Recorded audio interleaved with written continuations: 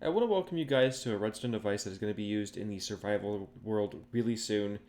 And I'm a little bit behind on the video, but I wanted to release this bit of technology because it's fantastic of what me and Jay have created together. And we have before us a selection panel. You can use it for minecarts, or you could use it for really anything as long as you attach redstone properly, however you'd like. But this panel is, well, it's pretty flawless. I love it a lot, and I had a working design, but Jay pushed a little further, and we ended up getting this really compact design. It's 6 blocks deep, and it works flawlessly. So if we were to select any light, the light is not going to disappear or fade. It's going to go right to where we select after just a moment. But as you see, this light didn't fade out before the light turns on, and this light's not on before this is faded out. The timing is perfect, and this is fantastic. I've got some little annotations right here for where the cart is going to go because I'm using this for a minecart rail system below, and I'll explain that in just a moment. But this is going to be used to transport anything in a minecart, and without spoiling too much, I'm going to be moving villagers with this. So some people know exactly what I'm about to do with this, some of you might not. But the fifth slot right here is actually the default sitting position of this selection panel. There are 8 other options with this, and you could use the 9th one, but we didn't need 9, so the default selection means nothing down here on the redstone is modified, which means you can see how all the rest of this works. Now, I'll talk about the bottom bit after I talk about the top. So each one of these parts are one wide tileable. As long as you're using the honey slime design, you could use something else if you wanted there.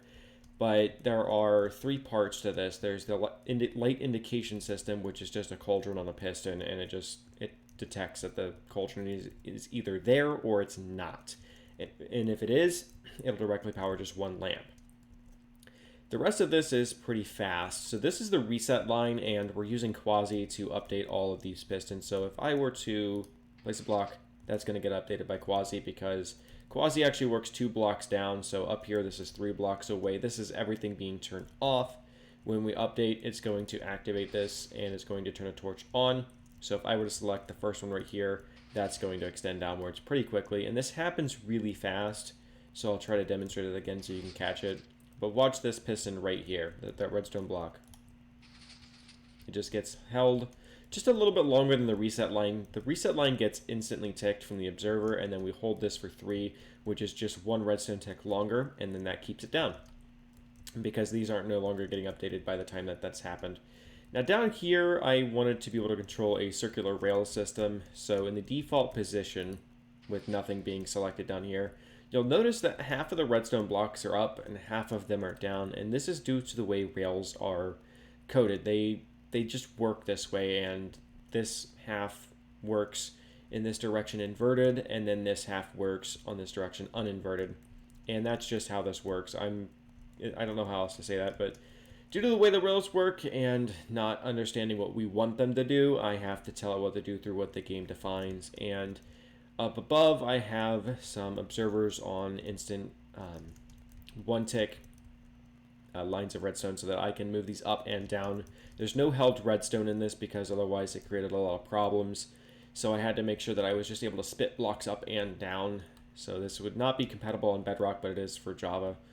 And with this, I had to relearn where all the carts are going to go. So there's 2 spots right here, very close to each other. Actually right here and right here, and this right here goes this way. So each side has 2 lanes going in each direction, and I had to be able to control each side. So I couldn't just pick the side I wanted. I had to use rails a little bit differently. As you will see, this is a little inverted. So the 2 lanes down here and the sides are respective. So if the 2 lanes that are down here are going to be 4 and 6. And then if I want to go, I don't know what direction that is. Is that north? I want to say that. Okay, so if I want to go west with the design, then I have to use 3 and 7. If I want to go anywhere over here, I have to use these 1 and 2. And then if I want to go, I want to say that's south. It's probably north. It's north. If I want to go north, I need to use 8 and 9. So that's just how this works. It's actually really, really nice. This is really compact. This down here is just spacious because of the way rails take up so much room. But this design is really, really nice. The slicing is really good. This design is just perfect. Jay really just chopped my design into a really small, compact design. This just works so fantastically. and I cannot wait to use this. So in the next couple of days, this is going to be released, and I will probably leave a litematic in this video as well in case anybody else wants to use it. Just give me a couple days to get that in there.